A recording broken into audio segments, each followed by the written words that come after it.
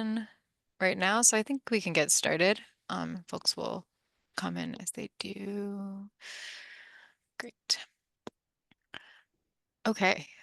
So yeah, welcome everyone. I think Patrick can go to the next slide. Um, I'm so glad that you all are here tonight. I know everyone's got a busy schedule, so thanks for joining us. My name is Alicia Langdon. I'm a project manager here at DEP. I'm also joined with Patrick and Marissa from our consultant team who'll be co-presenting with me tonight. So next slide. Just wanted to give you a brief overview of the plan for this evening. I'll be opening up with some general program information citywide, and then I'll pass to Patrick and Marissa to go into details on this particular hub, a summary of engagement to date, and how this is being incorporated into the design. Then we'll have an interactive section where we'll be soliciting your input on areas that are still in development, and then we'll have a look ahead to next steps for the project. So next slide, zooming way out for a moment, I want to give you some context generally for the program. Some of you have probably heard DP speak about this before. But first, it's important for us to remember the problem that this program, the Cloudburst program, is seeking to address, and that's increased flooding across the city from extreme rainfall. So next slide. As temperatures are rising in the city, the air is holding more water and brings more intense rainfall to this region. Our local climate has actually changed so much over the past few decades that in 2020, the National Oceanic and Atmospheric Administration, known as NOAA, reclassified New York City as a humid subtropical zone. So we've seen what this looks like in storms such as Henri, Ida, Ophelia, all of which exceeded the capacity of our sewers, which were designed for the previous climate to manage maximum of 1.75 inches of rain per hour. So next slide. When we talk about flooding, this can mean many things in New York City, from coastal flooding, which many are familiar with, from Hurricane Sandy, to groundwater flooding, system surcharging. But what the Cloudburst program is really focusing on specifically is overland flooding, which you see highlighted in the upper left. And that's because this program uses a particular toolkit, which I'll describe in a bit more detail in a few slides, but it's really designed specifically for this particular type of flooding and is less applicable to some other types. So it's really important for us to highlight that when we start to talk about this in more depth. So next slide. So what is a cloudburst? I've been using this word. We define this as a sudden and heavy downpour where a lot of rain falls in a short amount of time. So these are like similar to the storms that I mentioned earlier, and they're high intensity events that can also be very short in duration, but not always. Next slide. And Cloudburst infrastructure is based on these three main pillars of absorb, store, and transfer. So we implement a combination of gray and green infrastructure in the program that perform these functions and are designed to manage up to 2.3 inches of rain per hour. Next slide. So this gray and green toolbox we use is a collection of strategies that have already successfully been implemented throughout the city. These include, but are not limited to, porous pavement, rain gardens and bioswales, and subsurface water detention. You might already be familiar with some of these in your neighborhood or elsewhere in the city. And next slide. So what distinguishes the Cloudburst hubs from these distributed systems that you might be familiar with is that we're targeting a particular modeled flooding hotspot and putting all of these tools together into a network at the neighborhood scale. And Patrick's going to go into much more detail about what that looks like for the Parkchester Morris Park hub specifically, but basically the boundary of a Cloudburst hub is determined by the geographic area that's contributing stormwater flows to that target or those target flooding hotspots. This is going to make a lot more sense when we're looking at a map, but just to generally familiarize you with the concept of what we're doing with the program. Next slide.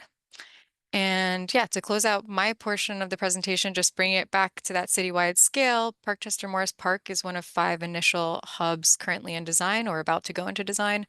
The other hubs are Corona and Casina in Queens and East New York and Brownsville in Brooklyn. And with that, I will pass it to Patrick to talk about this project. All right, great. Thank you, Alicia. So as she pointed out, I'm going to talk about the work that we've done specific here to Parkchester and Morris Park, this Cloudburst hub. Um, so starting off, there's been a lot of activity over the last 2 years. The timeline shown here presents the engagement that's taken place with the community on top and dates for the project design below. The project kicked off in early 2023, as you can see here. And as the design progressed, we met with some of you and many others to listen and solicit feedback to inform the project. We did a lot of that during what we call the listening and community visioning phases, which happened spring to fall of last year. And we'll share some of that engagement feedback as part of our call today. And I guess as shown, we're here today to provide you all with an update of the design and hopefully hear some feedback from you to help refine our design moving forward, which we plan to complete later this year. Okay. So one component of our work was to better understand the flooding that occurs in these neighborhoods due to large rain events like the ones Alicia talked to.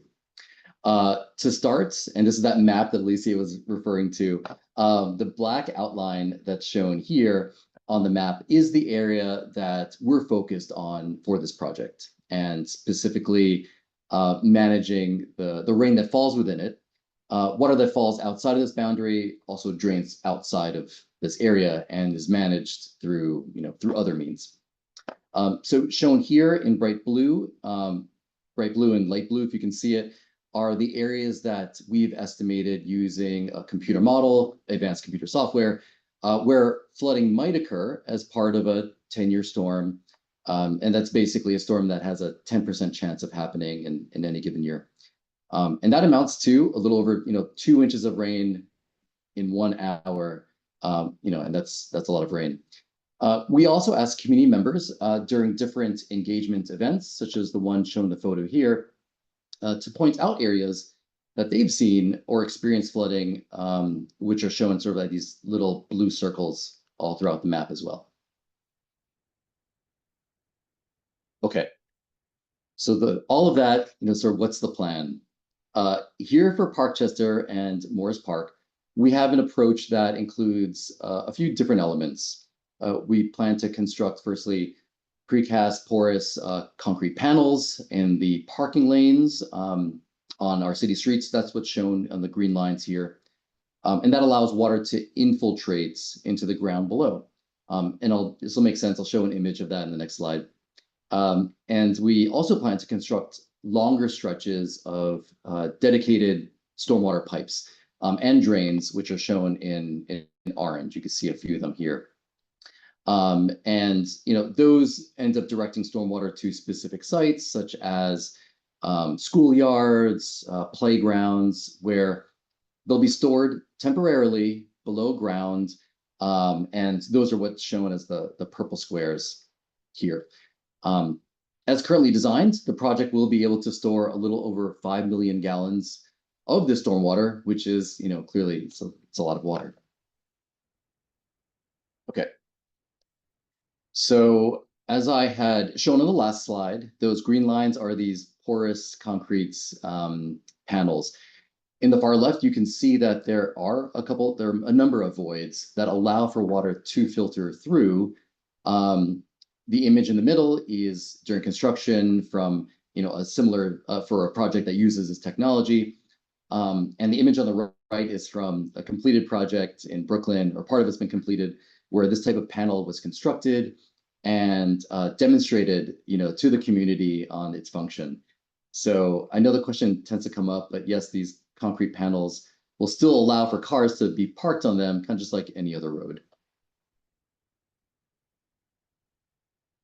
Okay. And this image, which was shown by Lisa earlier, is really great in just, that it brings together so many different elements of our design. So while the parking lane itself will be porous, these are shown here, and again, allow water to infiltrate to the ground below. In some situations, we'll want to direct that water to larger open areas, again, like parks and some school playgrounds, some schoolyards, and such that during big rain events, that water will collect in these below ground chambers, then released back to the local sewer when there's capacity again, when the rain basically subsides. And the image on the right is basically just an example of a storage system that we're considering for the design to hold a lot of this stormwater. Okay, so while our objective is clearly to reduce flooding in these two neighborhoods, the Cloudburst program also seeks to improve these public spaces that we're working within. So based on the feedback that we received during the listening phase, and as well as the visioning phase, the public spaces identified for improvements were really centered around Morris Park Ave, that's shown here, that corridor, and Caserta Playground in Parkchester. And we'll talk to those in the coming slides. Castle Hill, which is shown here, will have stormwater improvements similar to what we've been talking about, but improvements to the open space itself will be taken on as part of just another upcoming project. And for PS83, it's probably best to I'll cover that in the next slide. Okay. So in Morris Park, we met with the local community at PS83, which is shown here. It's an event that we had back in May of last year. And so from that, what we sort of taken away was that there was no changes to the open area at the school. Oops, sorry.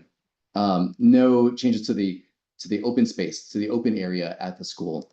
None were identified specific where we were, planning to put in these stormwater improvements. And basically just that space should be returned to its current condition.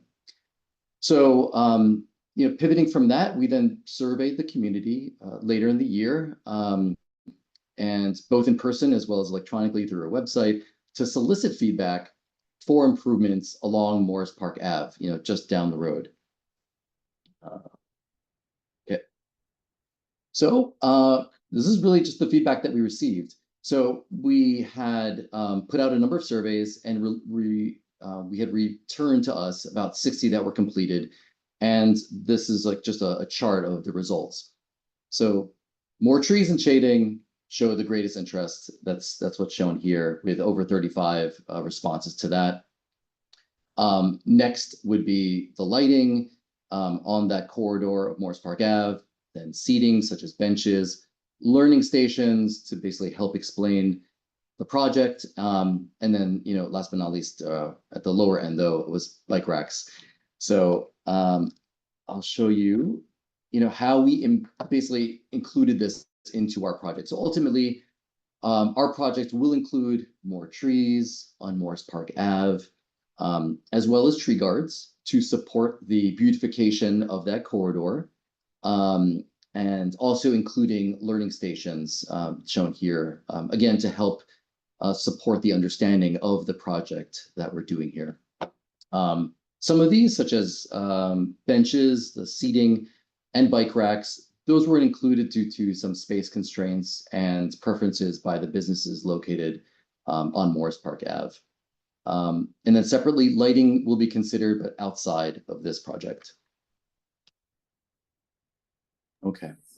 And now I'm going to pass it over to another team member of ours, Marissa, to talk through some of the proposed improvements at Caserta Playground. So take it away. Thank you. Thank you, Patrick. So yeah, moving over to Parkchester, some of you may remember towards the end of last summer, we hosted a community visiting session where we invited everyone to really reimagine Caserta Playground as a blank canvas.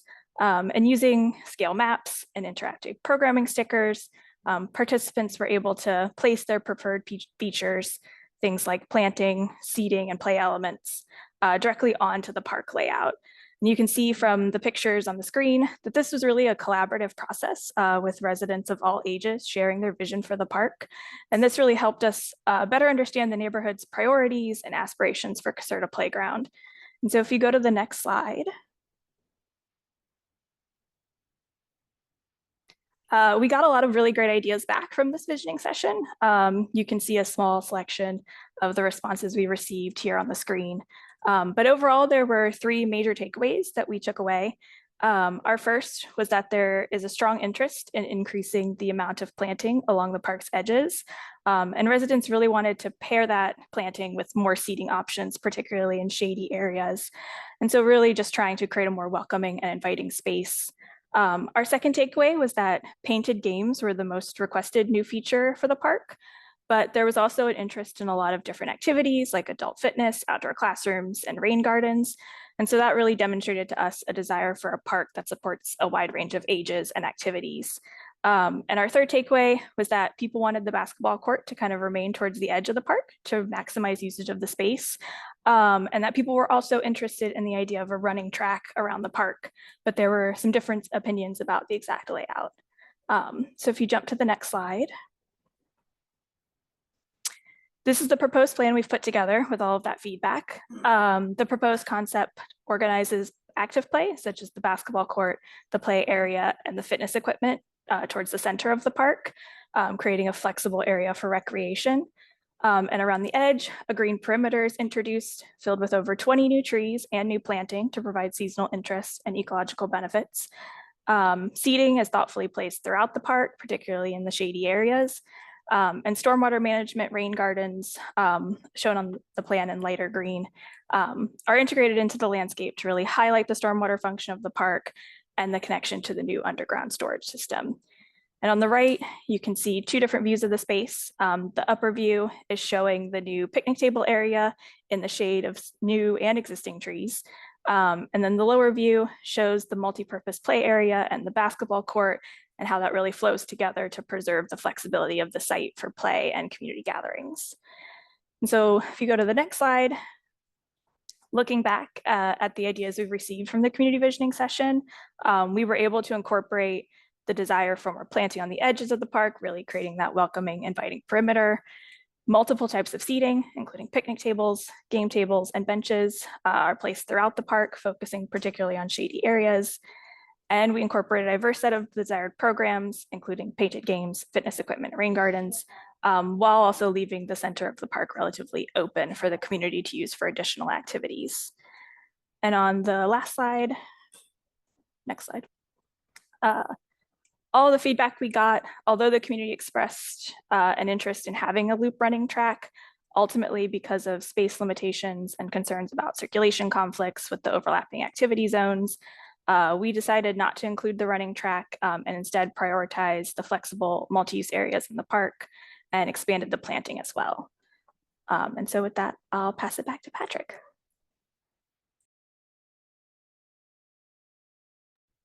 All right, thanks, thanks, Marissa. And so looking ahead, there still are some opportunities for additional community feedback and input from you all and others.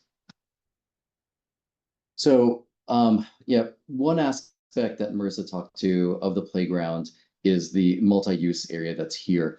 And we'd like feedback on the painted art design that could be integrated here for this area. That's the one that's shown in the purple outline. And as well as signage to help explain, which would be located here, to help explain the project overall and the artwork that we hope to integrate. And so, one example of a signage from another project is shown here at the bottom. There are some themes that we're considering as part of this, the artwork and integrating in some form into the signage. And so those include education on the project, how the water flows through the area and how that's changed over time, as well as local stories from the communities. Okay, so those themes are shown at a really high level here before we show each concept in more detail in the next couple of slides. But this first option that's shown here, it'll basically show how water moves and is managed through the different elements of this project. And all the ones that we've talked about before, and we're calling it Cloudburst Adventure. The second one is we'll use some of the painted artwork that we had received from many of the local children in that community visioning phase, the one that Marissa talked to before. We received a lot of great artwork from that. We'd hope to leverage that as part of this theme, which we're calling Water Travels. And then third one, which we're calling Poetry Ground, which showcase quotes from members of the community that reflect, resilience of the neighborhoods, a sense of belonging in this community. And some examples from quotes from other projects are just shown here, again, just as an example. So each option, is intended to be not both, I guess it's like informative, connecting us to the community, connecting everybody to the community, and also just be playful because, it's a playground after all.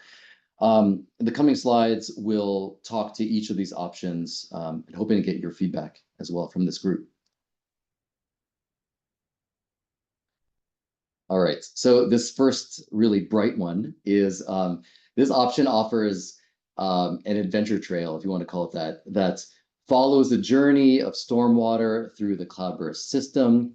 And, especially coming specifically to this playground, it highlights, sort of the main elements that Alicia had pointed out in the very beginning, which is absorb, store, and transfer.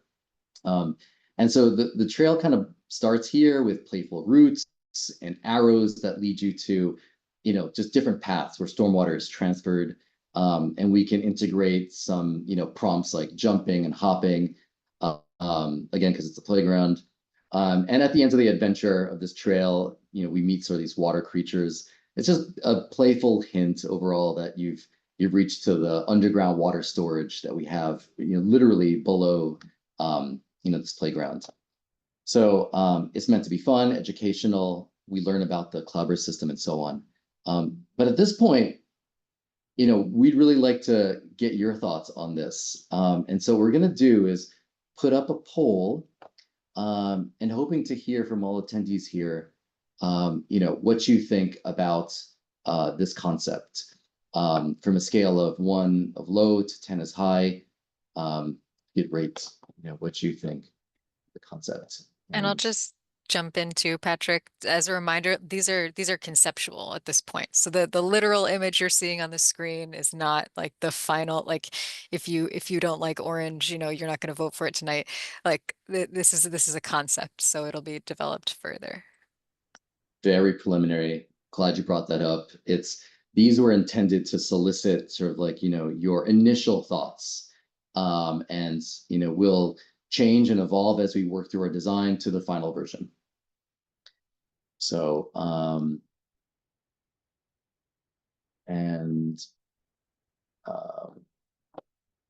if Peter, do you see the number that have come up? I could use some support as I don't see the numbers. Yep, we have 5 responses so far. Oh, you're low. Looks like we have 5 responses so far. 5 responses, correct. And Okay. now 6. Okay, great. All right, so if we can close the poll and share that out, that'd be great. All right, there we are. Thanks, it was hiding. A lot of favorites so far. So there are 2 more concepts to share with the group here. But thank you for sharing that feedback. Okay, so going to the next one, again, there are 3. So this second option shows 2 sort of different journeys that water can take. And this, again, was really greatly inspired by the drawings that we had collected from children during the visioning event at PS 106 in September of last year. And there, members of our team talked about 2 different routes of rainwater, one through nature, which is at the bottom, and then one more or less through the city. So this water travels really highlights the differences in how water is absorbed and managed within these 2 different types of environments. On the nature path, water flows along streams through lush greenery and trees. In the city path, it basically follows the water that goes, along the route that cars are parked, coming through buildings, into underground pipes, and so on, reflecting more of the urban built environment and how that manages stormwater. And so children can choose either path, or both, and just sort of learn how water interacts with these different elements and obviously behaves, differently depending on the environment. It's still playful, still informative, and it again leverages some of the great feedback that we've gotten from the younger audience at PS 106. So again, looking to get your feedback on now this concept. And and if folks would let me know when we've got at least 5, then we can close the poll. And maybe as we wait, just sort of reflecting on it, that the event that we had at PS 106, we had about 180 or 200 folks attend that visioning session with and received at least 40, I think it was maybe close to 44 different pieces of artwork from children that evening. So it was a really special event. And so we have a lot of great material to work from in designing sort of the space. Okay, and there we go. All right. Okay, people like this one too. Okay, all great feedback.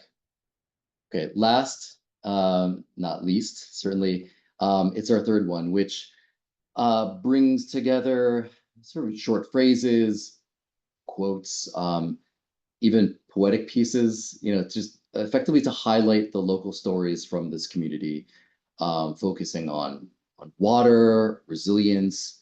I mentioned belonging before. It's like belonging to this community, as well as to some extent, how this playground at Caserta can also help safeguard, provide that resiliency, safeguard the neighborhood by addressing heavy rainfall. So, but if we do go with this option, we'll want to work with you to solicit those and others to solicit quotes and phrases to incorporate into this design, because the samples shown here are just from our project team. So just to provide, again, some initial thoughts on what this could look like. So yeah, another poll is up here just to get your thoughts on this concept. It's, it's maybe relatively subtle compared to the artworks that we had before, but it's still really meaningful because it invites, the voices from, you all and others in the community. So yeah, please weigh in how much you like this one. And maybe it's worth even pointing out that in 2 or 3 slides, you'll have an opportunity to click on a link to see sort of like to get access to the DEP Cloudburst newsletter, which could be really a key platform to just, well, firstly for information on the project, but also to get feedback on quotes. And with the audience here and elsewhere, who knows, your words might end up on this playground. So okay, so there we go. Okay, got it. It's kind of all over. It's all good. Just also the feedback is great. So again, really appreciate it. Okay, all right.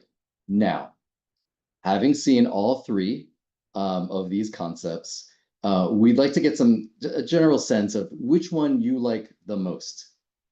So again, all 3 are shown here, the visuals at least. And the final design may combine different parts of each of these depending on your feedback and the feedback from before. But now that we're comparing them, I'll shoot up a poll now and to get your thoughts on, which one of these you like the most, be it Cloudburst Adventure, Water Travels, or Poetry Ground. And while we wait for those to come up, which may be pretty quick, but we're nearing the end as well. So if you have questions or things you want to weigh in on any of these, then either raise your hand or enter that into the Q&A. Either way would work. So let's see. Oh, it's a lot for the adventure and water travels. Okay, all right. I love this. The suspense. Okay, so great. Thank you all as well for that feedback. Again, greatly appreciate it. So next steps. You all saw the timeline before, but now it's really looking ahead. We'll advance the design, including, feedback from you all and others, bringing it to 90% completion late next month, and then 100% in the fall. And so we'll then, towards the end of the year, have sort of another update in the winter to show you all how these planned improvements have really come together. And then with that, I'm going to pass it back to Alicia for questions. Yeah, thank you so much, Patrick and Marissa, and everyone that gave us feedback. It's great to see where folks' heads are at after we've been talking about this for so long, just in our group. So yeah, we've got until 7 o'clock to talk to you guys if you want. So any questions, feel free to raise your hand or type them in the Q&A. This can be about the surface design we were just discussing or general questions about the project. We've got quite a few folks from our team on the call to answer any questions. So yeah, just opening up the floor to you all.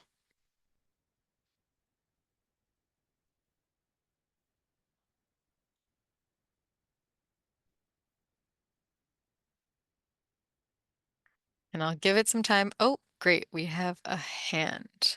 So Hello. yeah, So we do have an issue with water pooling in crosswalks after it rains. Um, and my understanding is that permeable pavement is going to stop short of the intersections.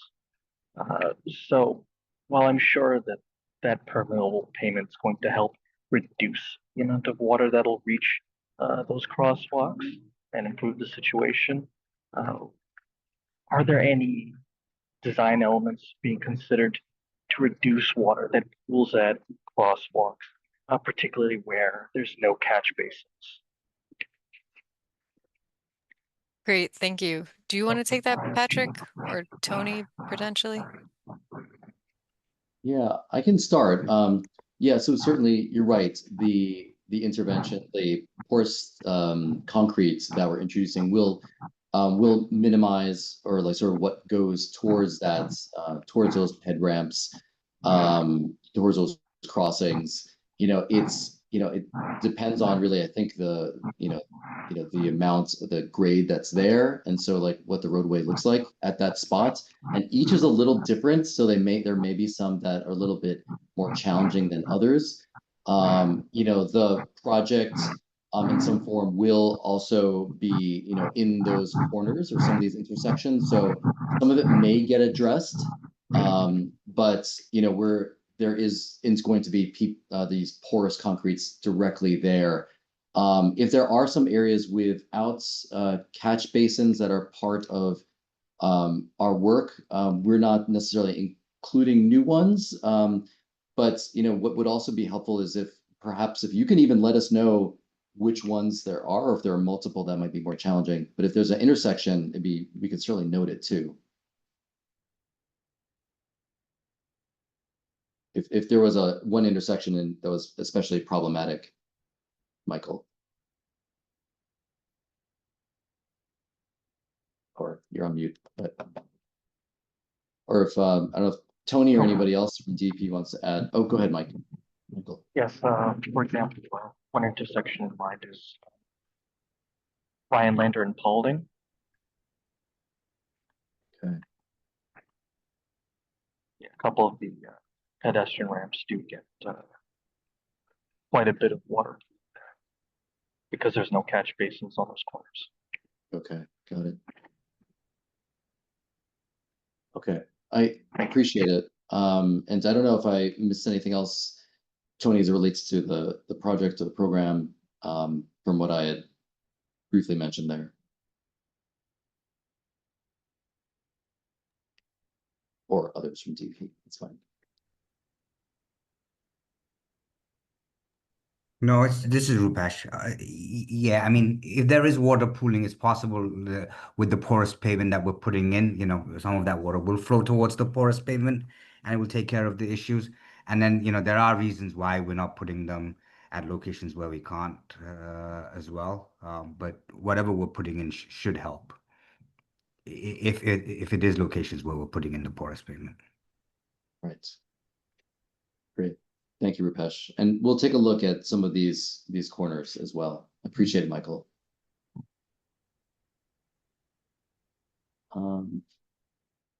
Any other comments or questions, or if we want to pull up something?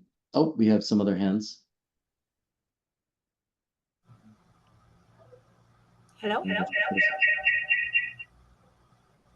Oh, you have an echo, Camellia, but we can hear Oh, you. Do you want to hello. try? Is this better? Yeah, that's great. Yes. Go ahead. Great. Yeah. Thank you so much, guys, again for the presentation.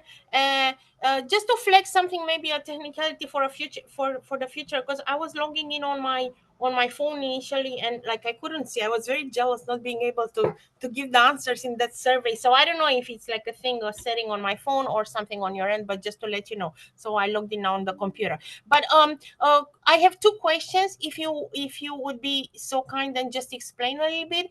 First, I was just reading like a history book on on the Bronx, this section of the Bronx, and I learned that it used to be an underground creek called Downing Creek that was running sort of parallel and on the east side of Bronx Day, very much similar to the areas where you're flagging now, flooding, obviously, right? So I kind of wondered whether how to say, this has anything to do at all with the project, or it's simply kind of a factor that relates to the capacity of the ground to basically absorb water, so meaning diminished capacity, right? Because there's already water there running. And if you know anything about this, also because I heard from some property owners south of Morris Park saying that, you know, historically they either saw water running essentially when they were building their houses, or, you know, anyway, stories of this nature. And second question was, I know, of course, and I appreciate the fact that you guys focused on Morris Park Avenue, which is the bid district, in terms of the improvements. But I mean, if you look at the map on where you will put the actual the porous pavement, it's very much on the side streets south, right? A couple of south streets south of Morris Park Avenue. So I was kind of wondering whether, you know, if there will be significant like sidewalk issues in front of those people's properties, if this will be addressed, or if there are issues with the trees. There are wires there, and sometimes you have this issue, these situations of like split trees and with like wires in between. You see what I'm saying? Kind of other aspects related that, since you are digging there, they would be able to like be addressed. But specifically, I would say the conditions of the sidewalk on the streets going north south, on the south side of Morris Park. So Fowler, Bogart, Colden, all those streets where you will actually work. So these two things, if you would be so kind, and I don't know, let me know what you think. Well, as it relates at least to the porous pavements, right, there are a number of these side streets, both south as well as north, of Morris Park Avenue, that will receive these. I know this type of, we'll call it technology, these precast porous concrete panels have been installed elsewhere throughout the city, in similar residential areas. And, they've DP in the city has learned a lot through the construction of those to be able to manage truly in front of people's homes. And so similarly, it'll be approached here, during construction. And then, as it relates to the underground, I wrote it down, Downing Creek. I don't know its exact alignment or historical alignment within the area, and I don't know if others do. Certainly we do have these, historic waterways that have cut through parts of our city. And they have, those are areas as well where we've seen flooding. I just have to I don't know if others can weigh in as to, it's specifically in, some of these areas, but I don't know if Elise or others know. Yeah, I mean, I can jump in. Just, I mean, I also don't have the specifics on this particular area, but it's an interesting thing that you flag, Camellia, because I think we do see this across the city, that correlation between the historic waterways and where we're seeing flooding now. Some people are like familiar with the phrase, water has a memory, it goes to where it was previously, even if we did put pipes underground. That often is the case, that flooding persists in some capacity. So yeah, I don't know the specifics of this area, but I'm not surprised by that, you know, and another reason why we are doing work in this area. I will say too, though, that, you know, because this is a common thread, a lot of projects, even in existence already, that have dealt with these issues have brought awareness to that through signage. And that's something that we've talked about with these projects. So in the context of the conversation about signage and surface art too, I think that's also relevant to draw that connection. So if that's something you want to pursue more, Camelia, you should talk to us about too, bringing awareness to that in the community. If there's interest there, I think that's certainly like a communication idea that we're entertaining as well. Yeah, no, thanks, Alicia. I live in on the west side of the Bronx, and actually, right here, DP will do an amazing project of daylighting of the Tibet's Brook. So that's exactly the same situation. But I mean, of course, it will be different here because actually a park will be created around it. But my point here was only how to say for you to be mindful if this Downing Creek still exists underground, which frankly, personally, I believe it might. Just how it will affect your operations, and it will be another factor sort of on the ground if it's water literally flowing underground. You see what I'm saying? So anyway, just something to be. I will also collect the specific information and try to find you some images if at all helpful. But I find it a fascinating historical detail. So just wanted to just put it on your radar. Thank you. Hello. Definitely. Hi, Oh yeah, can you go guys ahead, hear Tony. me? Sorry, my think my mic wasn't working before. Just wanted to add that we will be replacing the first flag of the sidewalk adjacent to where we install PPCPs. So hopefully some of those sidewalk conditions can be fixed with that. And we did do a lot of geotechnical tests at the area to make sure we have like enough groundwater separation from like the bottom of these porous pavement and the uh, storages within those playgrounds. Yeah, Great. great point, Tony. Yeah, thanks for adding that detail, Tony. Yeah.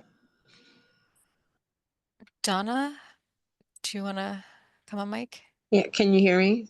Yep. Hi, thank you for this. This was new for me because I happened to get an email about this, and so I'm sort of a lot of this I don't know. So I'm actually on the DP website looking at the overview slide presentation while we talk. One of the questions I had when you showed the, I think, conceptualization of the park or the park spaces with regard to this, and you mentioned tree planting.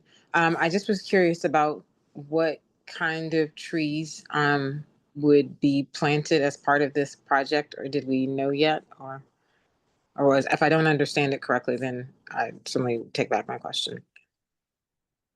Yeah, that's a great question. And we are obviously coordinating very closely with the Parks Department on design and development here.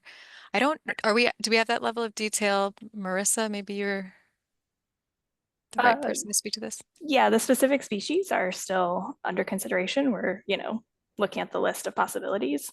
If there's anything in particular that you're interested in seeing or wondering if we could incorporate, we'd love to hear that.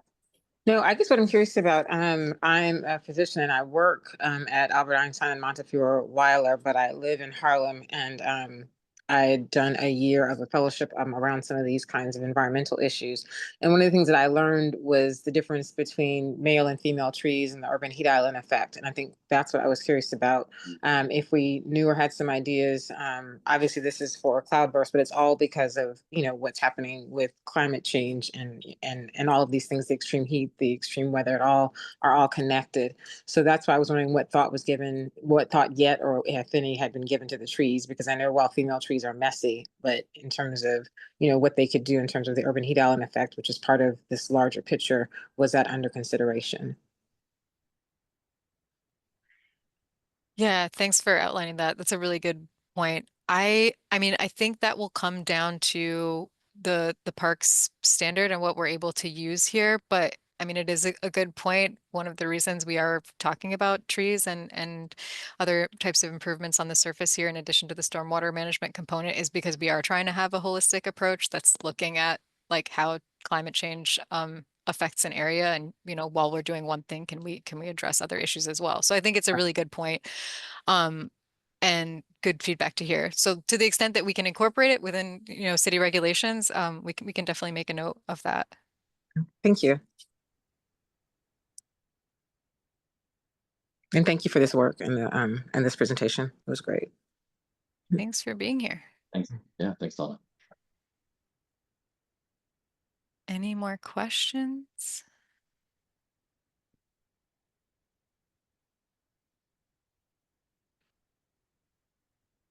Okay, seeing none, I think we can wrap up. So yeah, like Patrick said, we're gonna take this feedback and incorporate it further into the designs. We're planning to have a final touch point with you all once we reach 100% design. That's really just a share out of where we landed at the end of this design process. After that, we'll be going into construction procurement, which typically takes about 9 months to a year, and then into construction from there. But we'll be communicating with you all throughout that process through our newsletter. So probably if you're here, you're already signed up. That's how you heard about this. But if not, please snapshot these QR codes and sign up for our newsletter, because that's where we'll be sending out information on this project specifically. And we will be in touch with you all in the winter when we schedule that update. Is there anything else, team, to flag for next steps? Nice. I think you got it. Yeah. If anything does come up and new, it's going to come through the newsletter for sure. Yeah. Oh, right. We were going to say, and if there are follow-up questions, well, I guess we don't have a chat, but the email address to send follow-up questions if you weren't able to ask them is this raingardens@dep.nyc.gov? Did I get that right? Yep, GI team. that's Awesome. right. Sweet. Okay. Thank you all so much for taking the time tonight, and we look forward to talking to you next time. Have a good night. Thanks, everybody. Have a good evening. Thank you. Thank you. Night, everyone. Thank you.